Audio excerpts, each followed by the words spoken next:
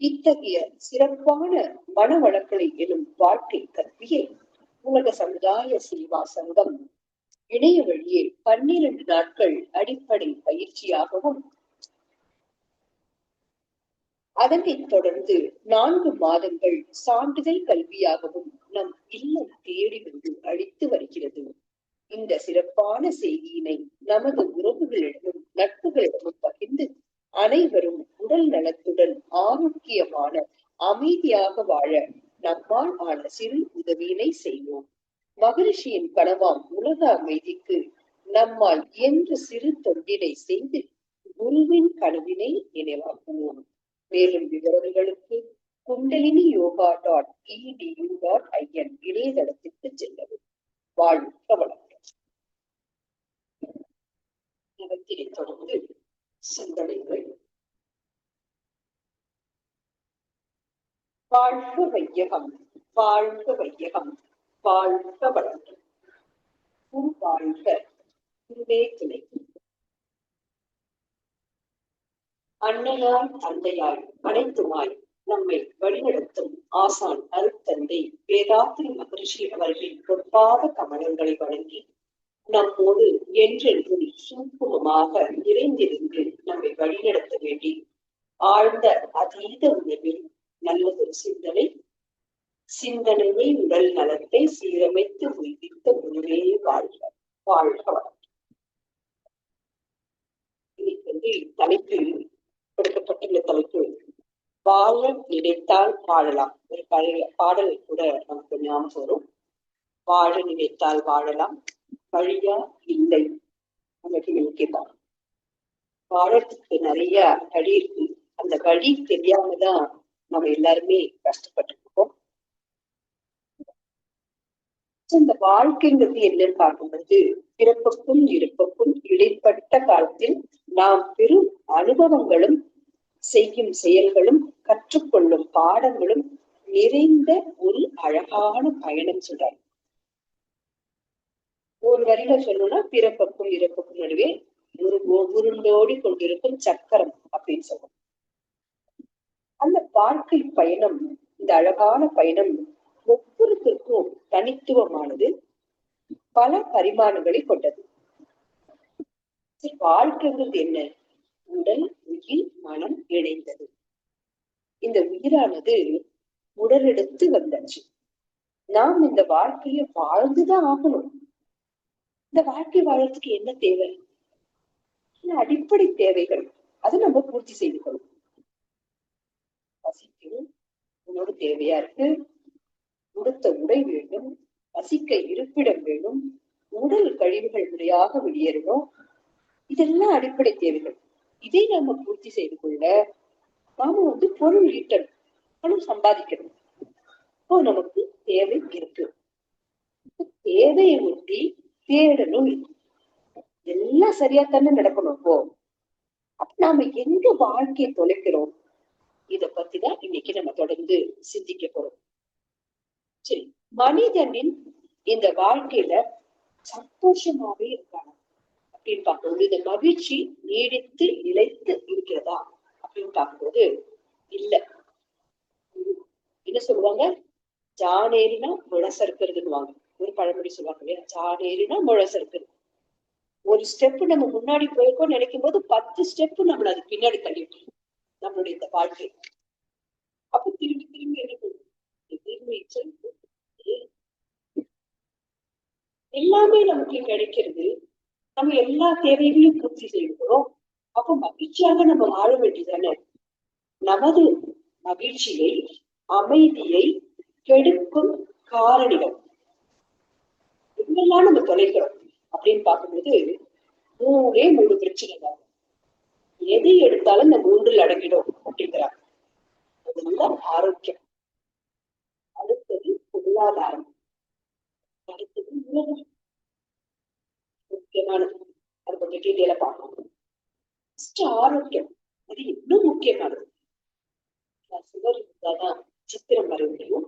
உடல் ஆரோக்கியமா இருந்தாதான் எல்லாத்தையும் சாதிக்க முடியும். இந்த வாழ்க்கையின் இந்த சம்சார சாகரத்துல நாம் கரை சேரணும். ஆரோக்கியம் எப்படி கெடுறது நமக்கு ஆரோக்கியமாக இருக்க மாட்டேங்கிறோமே. நமக்கு எத்தனை நோய்கள், எத்தனை நோய்கள், புதுசு புதுசா புதுசா அத்தனை நோய்கள் ஜெனட்டிக்கா வருதுங்கிறாங்க. அதுக்கு அடுத்தது நம்மளுடைய உணவு முறை, அடுத்தது வாழ்க்கை முறை, அப்புறம் சீதோஷ நிலை மாறுது. எது வந்தாலும் உடனே நமக்கு ஏதாவது ஒரு நோய். போன் பண்ணினா நம்ம முதல்ல என்ன கேட்கிறோம்? ரொம்ப நல்லா இருக்கீங்களா? அதுதான் கேட்கிறோம், விசாரிக்கிறோம் இல்லையா? அப்ப இந்த உடல் எல்லாருக்கும் வயது வரம் இல்லாம ஏதாவது ஒரு பிரச்சனை வந்து உடல்ல. முக்கியமா அதுல நம்ம எங்க மிஸ்டேக் பண்றோம், ஏன் நமக்கு உடல் நோய் வருது அப்படிங்கிறது சாமிஜி சொல்றாங்க. அதாவது பதிவுகள், பாவப்பதிவுகளின் அடையாளம் அப்படிங்கிறாங்க. 4 விஷயம் சொல்றாங்க. உடலிலே நோய், உள்ளத்திலே பெருக்கம், மனத்திலே குழப்பம், வாழ்க்கையில் சிக்கல். மொத்தத்துக்கு காரணம் நம்மளுடைய பதிவுகள் தான். அதுக்கு அடுத்தது 5 அழகுமுறை மீறுதல். இந்த பதிவுகள் அப்படின்னு பார்க்கும்போது சாமிஜி நமக்கு நிறைய விஷயங்கள் சொல்லியிருக்காங்க. எல்லாருக்கும் தெரிஞ்சது 3 பதிவுகள், 3 அடுக்கு பதிவுகள்: சஞ்சிதம், பிராரப்தம், ஆகாமியம். இந்த 3 அடுக்கு பதிவுகள் பருவமைப்பின் வழிவந்த விளைப்பதிவு சஞ்சிதமாம். உருவெடுத்த பின் கொண்ட விளைப்பதிவு பிராரப்தம். இரு வகையில் கூடி எழும் புகுவினையே ஆகாமியம். ஒன்றையும் வீண் போல உள்ளடங்கி பின் விளைவாம். விளைவை கொடுத்துக்கிட்டே இருக்கு. அப்ப நம்ம என்ன பண்றோம்? நமக்கு அதாவது நமது முன்னோர்கள் செய்த பதிவு வித்தில் உண்டு அப்படிங்கிறாங்க. செய்த பதிவுகள் வித்தில் உண்டு, கருவழியே. அதுதான் ஜெனட்டிக்கா வருது. அப்ப அது சஞ்சிதம். 3 வயது முதல் இந்த க்ஷணம் வரை செய்த எண்ணம் சொல் பதிவுகளாகி அதோடது வருதுதான் பிராரப்தம். இனி செய்ய போகுது ஆகாமியம்.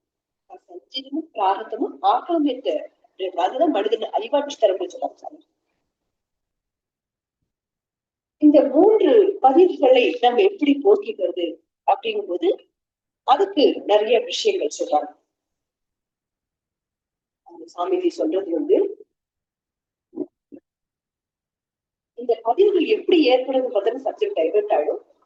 இந்த பதிவுகளை வந்து எப்படி போக்கிக்கிறதுன்னு பார்க்கும்போது அதுக்குதான் நமக்கு வந்து உடற்பயிற்சி, காயக்கல்பம், தவம், தற்சோதனை பயிற்சி எல்லாம் கொடுத்துருக்காங்க.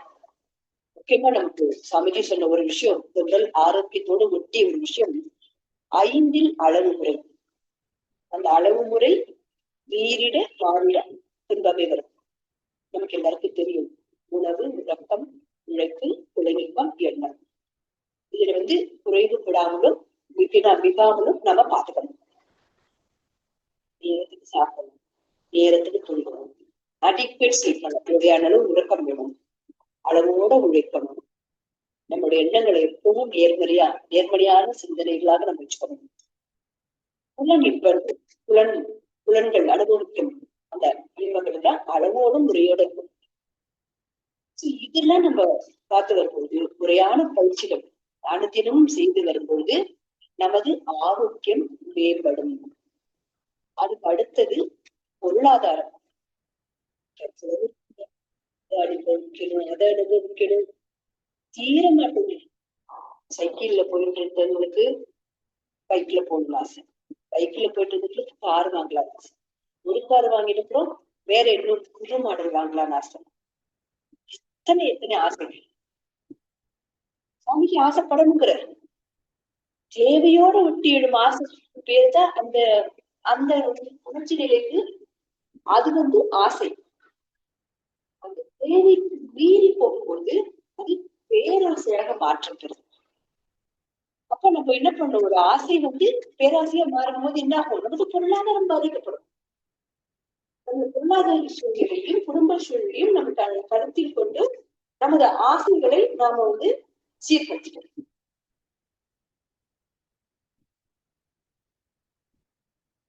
உண்டி உணர்வி நாம் அதுதான் ஆகணும். அந்த தேவைக்கு நாம வந்து பொருள் ஈட்டணும். இதெல்லாம் இருக்கும் பொழுது அந்த பொருள் சம்பாதிக்கிறது கூட, பொருள் ஈட்டும் வழிகள் கூட நேர் வழியில் ஈட்டணும் அப்படின்னு சொல்லி சாமிஜி சொல்றாங்க. அதுக்கு அடுத்தது பாத்தீங்கன்னா உறவுகள். குடும்பம்னா என்னங்க? கொடு இன்பம். நிறைய பேர் சொல்லுவாங்க, நான் கொடுக்க தயாரா தான் இருக்கேன், ஆனா அங்கே இருந்துதான் எனக்கு வரமாட்டேங்குது. ஒரே குறை குறை குறை சொல்றாங்க, திருப்தி இல்ல, எதிர்பார்க்கறாங்க, பொறாமை, வருத்தம், கவலை, கஷ்டம். குடும்ப உறவுகளை சமாளிக்க முடியல அப்படிங்கிறான். அப்ப அந்த குடும்ப உறவுகள்ல நம்ம அந்த உறவு நட்போட அன்போட எப்போதுமே ஒருத்தர் மேல ஒருத்தர் அந்த அக்கறையோட நம்ம இருக்கணும்னு நம்ம நினைச்சா கூட இந்த குடும்ப உறவுகள்னால நமக்கு நிறைய இந்த உறவு சார்ந்த பிரச்சனைகள் நிறைய பார்க்கணும். ஆன்லைன் கிளாஸ்ல இருந்து வகுப்புகள்ல நிறைய பேர் வரவங்க இந்த ஃபேமிலி இஷ்யூஸ் நிறைய வருது. ஹஸ்பண்ட் கணவன் மனைவிக்குள்ள பிரச்சனை, பெற்றோர் குழந்தைகளுக்கு நடுவுல பிரச்சனை, உடன் பிறந்தாரோட பிரச்சனை, எக்ஸ்டெண்டட் ஃபேமிலி அவங்களோட பிரச்சனை, நிறைய ப்ராப்ளம்ஸ். எல்லாத்துக்கும் முதல் காரணம் எதிர்பார்த்தல் தான். எதிர்பார்த்தல் ஏமாற்றத்தை தான் தரும் சொல்லி மகிழ்ச்சி அடிச்சு சொல்றாங்க. எதிர்பார்க்காம இருக்க முடியுமா? வேண்டாம், எதிர்பார்க்க வேண்டாம். நம்மளால முடிஞ்சதை செய்யலாம். வரும் அந்த கிரிட்டிசிசம் எந்த ஒரு இது வந்தாலும் அதை நம்ம அதுக்கு நம்ம முக்கியத்துவம் கொடுக்க வேண்டாம். அடுத்தது தன்முனைப்பு, ஈகோ. எப்படி என்ன கேட்கலாம், நான் எப்படி உங்களுக்கு பண்றது? அங்க நிம்மதி போயிடுது. கணவன் மனைவிக்குள்ள நிறைய கணவன் மனைவிக்குள்ள வர பிரச்சனைகளுக்கு காரணமே ஒருத்தர் ஒருத்தர் அனுசரித்து போகாததும், ஒருவரை ஒருவர் அந்த நம்பிக்கை குறைவதும், ஒருவர் மீது ஒருவர் அந்த எதிர்பார்ப்பு மற்றும் தன்முனைப்பு. நான் சொல்றது கரெக்ட், நான் சொல்றாங்க ஈகோன்னு சொல்றாங்க ஆங்கிலத்துல. Exit God out. சாமிஜி சொல்றாங்க, இறைநிலையை மறந்ததனால் வந்த தன்முனைப்பு. இந்த தன்முனைப்பு இருக்கும்போது எல்லாமே நமக்கு பிரச்சனையா மாறுது. இதுக்கு ஒரு நீர் தத்துவம், வாட்டர் பிலாசபி, அதை நம்ம ஃபாலோ பண்ணினோம் வச்சுக்கோங்க, குடும்பத்துல அமைதி கிடைக்கும். எப்படின்னு பார்க்கும்போது தண்ணியோட தன்மை எப்படிங்க? டேஸ்ட்லெஸ்.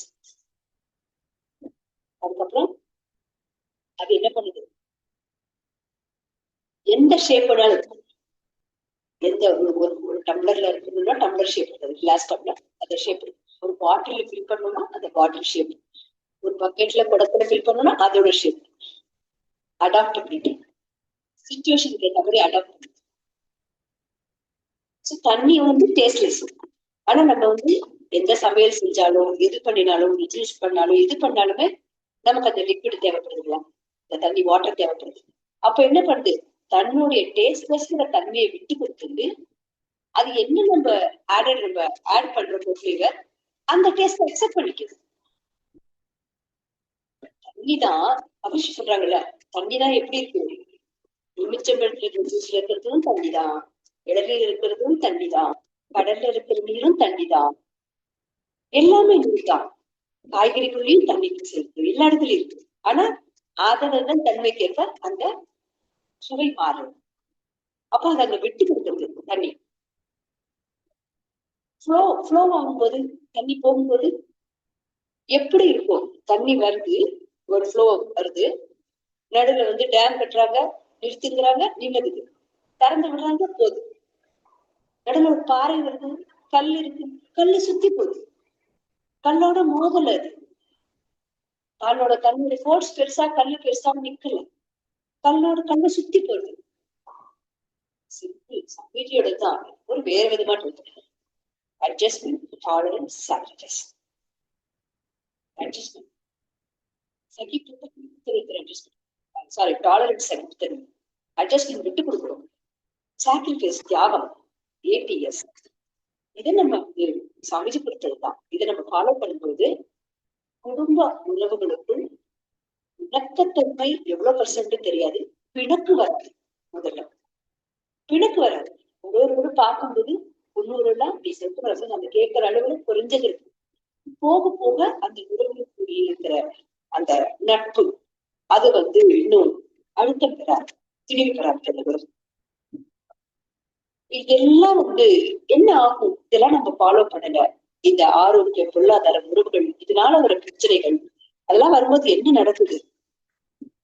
எல்லாம் மனம் படுத்துற பாடுதான்.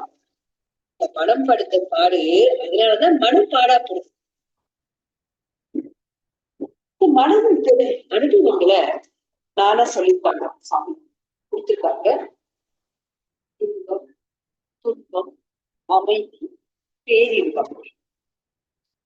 சரி, மனிதன் என்ன பண்றான்? ஒவ்வொரு அனுபவமும் கடந்து போகணும். அந்த அமைதி நிலை வரைக்கும் அதை டச் பண்ண பெரிய விஷயம். இன்பத்திலேயே அதாவது ஒரு தேனை சுவைக்கிறதுக்கு வண்டு தேனுக்குள்ள சுவைக்கிறது, அது அது வயிறு ரொம்பிடுது, பசை அடைக்கிறது, அதோட தேவை முடிஞ்சிடுது. ஆனாலும் அந்த சுவையினால ஈர்க்கப்பட்டு தேனுக்குள்ளேயே இருக்கும்போது அது அது அதோட வாழ்க்கையே மாய்ந்து போயிடுது, மயங்கி விடுது, மாய்ந்து போயிடுது. அப்படித்தான் இந்த புலன்போக அனுபவங்கள் நமக்கு தேவைதான். ஆனா அதுலயே மயங்கி இருக்கும்போது நாம் நம்மை தொலைத்து விடுகிறோம், நாம் அந்த நோக்கத்திலே மறந்துடுவோம். அப்ப இந்த இன்பம் தான் என்ன சொல்றாங்க? இன்பமே அளவு முறை மீற மாற துன்பமாய் மாறிவிடும் இயற்கை உண்மை. இன்பமே துய்க்க வெனில் தோன்றுகின்ற துன்பத்தை ஒழுக்கமுடன் தீர்த்தால் போதும்.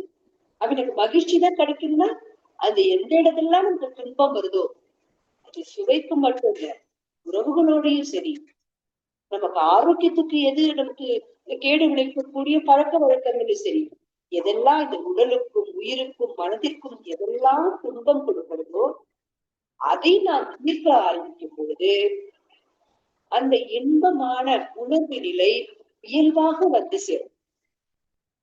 அந்த இன்பத்தில் மயங்காமல் மனசு சட்டிலா பேலன்ஸ்டா நம்ம இருக்கும்போது நாம அமைதி நிலைக்கு போறோம். ஒரு பிடிச்ச ஸ்வீட், ஒரு எக்ஸாம்பிள் தான், ஒரு ஸ்வீட் எனக்கு அவ்வளவு டேஸ்டா இருக்கு, அடுத்த வாரம் சாப்பிடுறேன், டேஸ்டா இருக்கு, நாட்டிலேயே நிக்கிறது, இன்னும் கொஞ்சம் சாப்பிடும் போல. நமக்கு அவ்வளவு பிடிச்ச ஸ்வீட்டு ஒரு கிலோ வாங்கி வச்சிருக்கோம், மொத்தமா சாப்பிட முடியல. நமக்கு எவ்வளவு பிடிச்ச ஸ்வீட்டே அதே ஸ்வீட் ஒரு அளவுக்கு மேல நமக்கு திகட்டுறது பரவாயில்ல, பிடிச்ச ஸ்வீட் சாப்பிடலாம் சாப்பிட்டோம்னா அது வாந்தி கூட எடுத்துரும், வெளியில தள்ளிடும். அதே எனக்கு பிடிச்ச ஸ்வீட்டு நான் ஒரு 2 ரூபாய் சாப்பிடுறேன், ஓகே, 1க்கு 2 ரூபாய் எடுத்து சாப்பிடுறேன். சாப்பிட்டு அப்படியே அந்த சுவையை நினைச்சு பார்க்கும்போது ஒரு நிறைவு கிடைக்குது பாருங்க. சுவையையும் அனுபவிச்சோம், அது பிடிச்ச ஸ்வீட் நம்ம வாங்கி சாப்பிட்டோம், நிறைவும் கிடைக்கிறது. அவ்வளவுதான். அதுதான் அந்த அமைதி நிலை, சட்டிலா போயிடும். அப்ப அந்த சுவையை மீண்டும் மீண்டும் சுவைக்க அது நமக்கு துன்பமா மாறிடுது. இதுதான் சாமிஜி நமக்கு கொடுத்திருக்காங்க. இன்பம் என்ன, துன்பம், இன்பம் துன்பம் என்பது என்ன, இவை இரண்டும் எங்கிருந்து தோன்றுகின்றது என ஆராய்ந்தேன். இன்பமே இயற்கையிலே எதிலும் என்றும் எங்கும் நிறைந்துள்ளது. அனுபவத்திற்கு இன்பத்தின் அளவு முறை மாறும்போது ஏற்படும் ஓர் பொருத்தமில்லா உணர்ச்சியேதான் இன்பத்தின் மறுபெயராம் துன்பமாயும் இரண்டும் அறிவில் அலைகளாயும் கண்டேன். அந்த இடத்துல அறிவு நமக்கு உள்ளுணர்வு எடுத்து சொல்றத நம்ம செவி சாய்க்காமல் அலட்சியப்படுத்தி மனதிற்கு புலன்கள் மூலமாக இயங்கிக் கொண்டிருக்கும் மனதிற்கு நம்ம மதிப்பு கொடுத்து செய்யும் போது அந்த இடத்தில் இந்த உடலும் உயிரும் ரொம்ப கஷ்டப்படுது. அப்ப இதுல இருந்து இந்த துன்பம் நீங்கி இன்பத்தோடு நீடித்த அமைதியோடு நாம எப்படி வாழ்ந்து அப்படின்னு பார்க்கும்போது இயற்கையை புரிஞ்சுக்கணும், இயற்கையோடு ஒத்த வாழ்வு நாம அமைச்சுக்கணும். ஒரு விவசாயியோட கதை. ஒரு விவசாயி என்ன பண்ணாங்க, விதையோட கதை. ஒரு விவசாயி ஒரு விதைய மண்ணுல போட்டாங்க. அந்த மண்ணுக்குள்ள புதைந்த அந்த விதைக்கு ஒண்ணும் புரியல, இருட்டா இருக்கு. மேல வர முடியல. அதால மேல இந்த கனமான மண் வந்து அழுத்திக்கிட்டு இருக்கு. மழை வருது, வெயில் வருது, காற்று வீசுறது. அந்த இது என்னால எப்படி வெளியே வர முடியும் அப்படின்னு அது நினைச்சிருந்ததுன்னா அது அங்க மண்ணுக்குள்ளேயே கொடுத்திருக்கோம். ஆனா அது ஒரு முடிவு செய்யறதில்ல.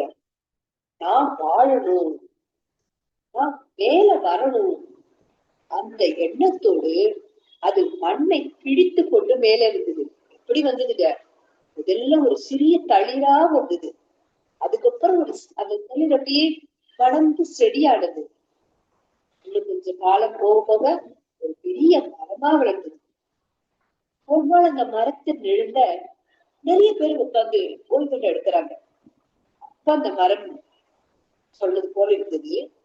என்னை தடுக்க மண் இருந்தது, என்னை சோதிக்க வெயில் இருந்தது, என்னை அசைக்க காற்று இருந்தது. ஆனால் நான் வாழ வேண்டும் என்ற எண்ணத்தை மட்டும் விட்டுவிடவில்லை. அதுதாங்க வாழ்க்கை. நம்முடைய வாழ்க்கையில பிரச்சனைகள் வரலாம், தோல்விகள் வரலாம், நம்மை விட்டு சிலர் விலகி போகலாம், நாம் நினைச்சது நடக்காம கூட போலாம். ஆனா ஒரு விஷயம் மட்டும் நம்ம கிட்ட இருக்கு.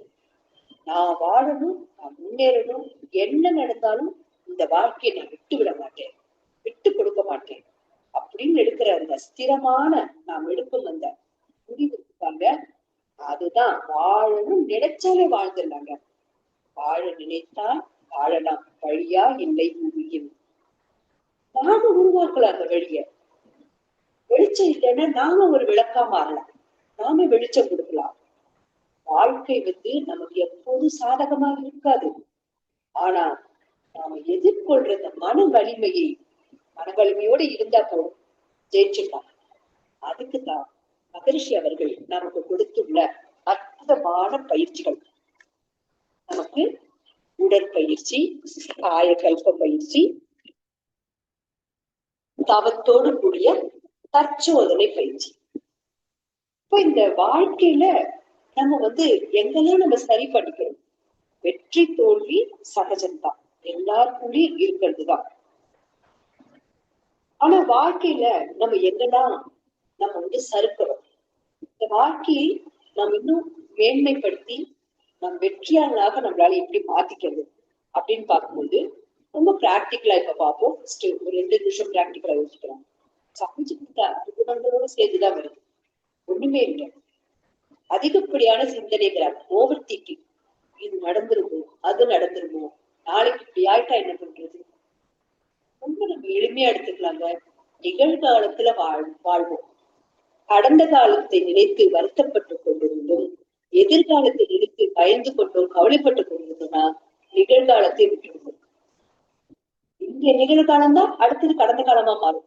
அப்ப நம்ம கடந்த காலத்தை, இனி வரப்போகும் கடந்த காலத்தை நம்ம வந்து மகிழ்ச்சியான நினைவலைகளாக சந்தோஷமா நம்மளால அமைச்சுக்க முடியும். அப்ப என்ன பண்ணணும்? We have to live in the present. அதுக்கு அடுத்தது ஒருத்தரோட ஒருத்தர் இப்போது நம்ம கம்பேர் பண்ணிக்கிறது. ஒவ்வொருவரும் தனித்துவமானவர்கள், ஒவ்வொருத்தருக்கும் ஒரு டேலண்ட் இருக்கு. ஒருத்தரை போல ஒருத்தர் கிடையாது. ஒன்றாய் பிறக்கும் இரட்டை குழந்தைகளுக்குள்ளேயே அவ்வளவு வித்தியாசம் நமக்கு மகிழ்ச்சி எடுத்து சொல்றாங்க. அப்ப நமக்கு எது நம்ம வாழ்க்கையோடு, நமது குடும்ப சூழ்நிலையோடு, உடல்நிலையோடு, நம்மளோட பொருளாதாரம் எது ஒத்து போகுமோ அதுல நம்ம வந்து ஷைன் ஆகிறதுக்கு முயற்சி பண்ண முடியும்.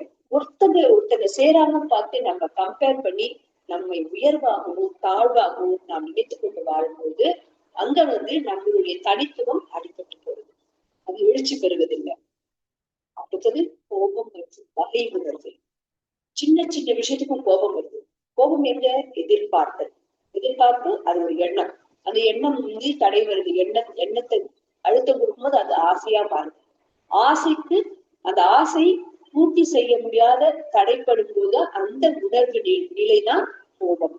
தன்னையே கொல்லும் சினம் அப்படிங்கிறாங்க. அந்த கோபம் அதனால பயணம் இல்லை. நான் நினைக்கிறோம் நான் நல்லா கேட்டுட்டேன், நல்லா கோச்சுக்கிட்டேன் நான், ஆனா இப்பதான் நிம்மதி இல்ல. நம்மளுடைய ஜீவகாந்தத்தான் விரயம் பண்ணிருக்கோம். நம்மளுடைய உடல்நிலையை நம்ம கேட்டுட்டு இருக்கோம். நம்மளுடைய மனம் வந்து பாடப்பட்டிருக்கு. கோபம் இல்ல, நான் கோபப்பட சூழ்நிலை அமையல இருக்கு. ஆனா எனக்கு ரொம்ப மனசு கஷ்டம்தான் எனக்கு. Suppressed emotion. அது என்ன பண்ணுது, அந்த சப்ரஸ்ட் இமோஷன் பிறர் மீது காட்டும் போது கோபமா மாறுது, அது அடக்கி வைக்கப்படும் போது வஞ்சமாக மாறுது. அது கோபத்தை விட வஞ்சம் கொடியது. அப்ப இதெல்லாம் நம்ம நம்மளால மாத்திக்க முடியும். சினம் கொண்டவர்கள் வாழ்க்கையில் வெற்றி பெற்றதாக எங்கேயுமே வரலாறு இல்லைன்னு அடிச்சு சொல்றாங்க நம்முடைய குரு பிரான் வேதாத்திரி மகர்ஷி அவர்கள். அது போல கவலை இடைப்புக்கும் நடப்புக்கும் உள்ள தொலைவு, அந்த தன்மேலே காட்டுவது சினமும் பிறர் மேலே பிறர் மேல் காட்டுவது சினம், நம்மேலேயே நாம் காட்டுக்கொள்ளும் சினம் தான் கவலை அப்படிங்கிறாங்க. இயலாமைதான். பிரச்சனைக்கு தீர்வு கிடைக்கிறதுன்னா ஏன் கவலைப்படணும், தீர்வே கிடைக்காத விஷயத்துக்கு கவலைப்படுகிறார் என்ன பலன்? இதை நம்ம சிந்திக்கும் போது இது எல்லாத்தையும் மகிழ்ச்சி நமக்கு பயிற்சி முறைகளா கொடுத்துட்டான் அத்தனையும். அப்ப நம்ம என்ன பண்ண முதல்ல உடலை தயார் செய்யணும், உடற்பயிற்சி தவறாது செய்யணும். ஏன்னா நமக்கு நம்மளுடைய உடற்பயிற்சிகளும் காயக்கல்ப பயிற்சியும் ஜெனட்டிக்கலா வர பிரச்சனைகள் டிசீஸை கூட சரி பண்ணுங்கிறாங்க. அப்ப அந்த 5 அளவு முறை காத்து தவறாது உடற்பயிற்சி காயக்கல்ப பயிற்சி செய்து வரும்போது தவ ஆழ்வுக்கு ஈஸியா போக முடியும். தினமும் தவ செய்யணும், தினமும் உடற்பயிற்சி செய்யணும். ஒரு நாள் பண்ணிட்டேன், 2 நாள் பண்ணியாச்சு, நாளைக்கு பரவாயில்ல லீவ் எடுத்துக்கலாம்னா சூரியன் ஓய்வுகிறதா, நமக்குள்ள இருக்கிற இதயம் ஓய்வுகிறதா, நமக்குள்ள இருக்கிற உறுப்புகள்லாம் ஓய்வு எடுத்துக்கிறதா, இல்ல பூமி சொல்றது நான் சொல்லிக்கிட்டே இருக்கேன் எனக்கு போர் அடிக்கிறது நான் ஒரு நாள் ரெஸ்ட் எடுக்கிறேன்னா என்ன ஆகும்? சகதி சொல்றாங்க என்னைக்கெல்லாம் சாப்பிடணுமோ அன்னைக்கெல்லாம் பயிற்சி பண்ணணும். நம்ம தினமும் சாப்பிட்டுதானே ஆகணும். உணவு தானே முதல்ல கொண்டு வச்சாங்க மகிழ்ச்சி. அளவு முறையும் உணவு தான், ஜீவகாந்த பெருமொழிகள்லயும் உணவு தான் முதல்ல இருக்கு, அது மூலமா தான் கிடைக்கும். அது போல உடற்பயிற்சிக்கும் காய்கறிக்கும் நாம கட்டாயம் முக்கியத்துவம் தவறாது செய்யணும். தவம் தற்சோதனையோடு கூடிய தவம். தவம் மட்டும் செஞ்சுட்டு விட்டுட்டோம்னா திரும்ப பழைய வினைப்பதிவுகள் நமக்கு, ஏன்னா ஒரு நாள் முழுக்க நம்ம தவநிலையிலே இருக்க முடியாது. நமக்கு அன்றாட கடமைகள் இருக்கு, நமக்கு பொறுப்பு இருக்கு, நமக்கு இல்லற கடமைகளாகட்டும் தொழில இருக்கும், நமக்கு நிறைய நம்ம பல விஷயங்கள் நம்ம ஒரு நாள் ஃபுல்லா சந்திக்கிறோம். அப்ப நமக்கு மன அலைச்சல்ல திருப்பி அது மாறுவது. அப்ப என்ன ஆகும், தவம் செய்யும் போது கிடைத்த விழிப்புணர்வு அறிவு விழிப்புணர்வு இருக்கும் போது நாம் செய்தது ஆராய்ச்சி செய்வது சரி போகும். ஆனா திரும்ப தற்சோதனை செய்யாம தவம் மட்டும் செய்யும் போது திரும்ப பழைய விழி பதிவுகள் எழுச்சி பெறாற்று. தவங்கிறது மனதை நமது உள்ளத்தை அமைதி பெற செய்து, மனதை அமைதி பெற செய்கிறது. தற்சோதனை பயிற்சி நமக்கு என்ன கொடுக்கறதுங்க, ஆராய்ச்சி செய்து தூய்மைப்படுத்துகிறது, நமது வாழ்க்கையை இன்னும் எளிமையாக்குகிறது. ஒரு குளத்துல தூர்வாருன்னா என்ன செய்வாங்க, அதுல இருக்கிற வேலோட இருக்கிற கழிவுகள்லாம் எடுத்து வெளியே போடுவாங்க. அந்த அழுக்குகளை கழிவுகளை எடுத்து வெளியே போகுது. அப்பதான் அது அந்த குளத்துல தண்ணி ஊற ஆரம்பிக்கும், ஊற்றெடுக்கும் எல்லாம். அது போல ஒருத்தர் என்ன செஞ்சாரா, ஸ்விம் பண்ணாங்க. இது ஒரு விஷயத்தை இதோட நிறைவு பண்ணிக்கிறேன். நீச்சல் பயிற்சி பண்ணலான்னு போறாங்க. பண்ணிட்டு இருக்கும்போது கையில இருக்கிற மோதிரம் விழுந்துருக்கு, இந்த ஸ்விம்மிங் பூல்ல விழுந்துருக்கு. அவரு கையால அலைஞ்சு அலைஞ்சு தேடி பாக்குறாங்க, மெல்லிசா ரவுண்டா சின்னதா ரிங்கு மாதிரி இருக்கு, அவருக்கு கண்ணுக்கு தெரியும். அப்போ என்ன சொல்றாங்க, அவங்க நண்பர் என்ன சொல்றாங்க, கொஞ்சம் தண்ணி செட்டில் ஆகுங்க, அசையாம விடுங்க. அப்ப நமக்கு தெரியும். அசையாத கொஞ்ச நேரம் வெளியில வந்துட்டாங்க. கொஞ்ச நேரம் விட்ட அப்புறம் அந்த தண்ணி அசைஞ்சு இந்த தண்ணி நிக்குது, பளிச்சுன்னு தெரியுது. அது போலதான் மனம் அசைந்து கொண்டே இருக்கும் வரை நம்மளுடைய நாம் செய்யும் தவறுகள் நமக்கு புரியாது. அப்ப அசைவற்ற நிலை, அதாவது மனதை ஒருநிலைப்படுத்தும் பொழுதுதான் நம்ம தற்சோதனை பண்ணவே முடியும், ஆராய்ச்சி செய்யவே முடியும். நம்ம அப்ப என்ன பண்றோம், தவம் செய்து தவ நிலையில் தற்சோதனை செய்யும் போது, இல்ல தற்சோதனை மட்டும் பண்ணோம்னா நான் பண்றதுதான் கரெக்ட். தவ நிலையில் தற்சோதனை செய்யும் போது அப்ப நம்மளுடைய அந்த பழைய வினைப்பதிவுகளை வலுவிழக்க செய்து எழுச்சி பெறாமல் இருக்க செய்து சமன்படுத்தி அந்த தூய்மையான நிலைக்கு போகும்.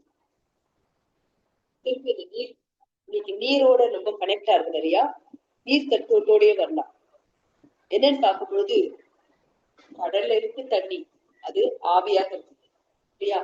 மேல சூரியன் உடுதுபட்டு மேல போகுது, திரும்ப அது குளிர்ந்து கீழே மழையா வருது, மழையில தண்ணி வரைஞ்சு திருப்பி அது போய் சேராட கடல் தான்.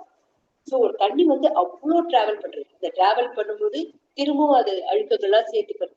மனுஷனோட வாழ்க்கை அந்த எங்கேருந்து தோன்றினோமோ திரும்பி அந்த ஆஹ் பேராற்றலோடு, அந்த பேரறிவோடு இந்த சிற்றறிவு இணையணும். அந்த பேராத்மா ஜீவாத்மாவோடு சாரி அந்த பரமாத்மாவோடு இந்த ஜீவாத்மா இணையும். இதுதான் வாழ்க்கையோட நோக்கம். அதுக்கு நம்ம இந்த வாழ்க்கை, நமக்கு கிடைத்த இந்த வாழ்க்கை அற்புதமான குரு கிடைச்சிருக்காங்க. இந்த வாழ்க்கையின் நோக்கம் நம்மளுடைய இந்த வாழ்க்கை அன்றாட வாழ்க்கையை நம்ம வந்து மனம் அமைதி நிலையிலும் மகிழ்ச்சியோடும் எழுச்சி கொண்டு நேர்மறையான சிந்தனைகளோடு நம்ம வாழ்ந்து வரும்போது கண்டிப்பா நாம வாழ நினைக்கிற வாழ்க்கையை வாழ முடியும். நாம போய் சேர வேண்டிய இடம் எதற்காக அந்த வாழ்க்கை எதுக்கு இந்த பிறவி எடுத்து வந்த நோக்கத்திலையும் பூர்த்தி செய்து கொள்ள முடியும். அதற்கு குறித்த பயிற்சிகளை தவறாது அனுதினமும் செய்து நாமும் உயர்ந்து சமுதாயத்தில் உயர்ந்தோம் என்று கூறி நல்லது வாய்ப்பு வழங்கிய அனைவருக்கும் நன்றி பாராட்டி மன மகிழ்வோடு நிறைவு செய்து கொள்கிறேன். அருள் பேராற்றல், இறை பேராற்றலுக்கு நன்றி, குரு மகானுக்கு நன்றி. வாழ்க வளமுடன். அனைவருக்கும் நன்றி. வாழ்க வளமுடன். வாழ்க வளமுடன் அம்மா, வாழ்க வளமுடன். வாழ்க வளமுடன். அருமையான இன்றைய அமர்வினை நிறைவு செய்து கொள்வோம். அதற்காக வாழ்த்துக்கள். இன்றைய நிகழ்வில் கலந்து கொண்டு தவம் வழி நடத்தியவர், சிந்தனை விருந்து வழங்கியவர் மற்றும் ஒவ்வொரு நாளும் நிகழ்வுகள்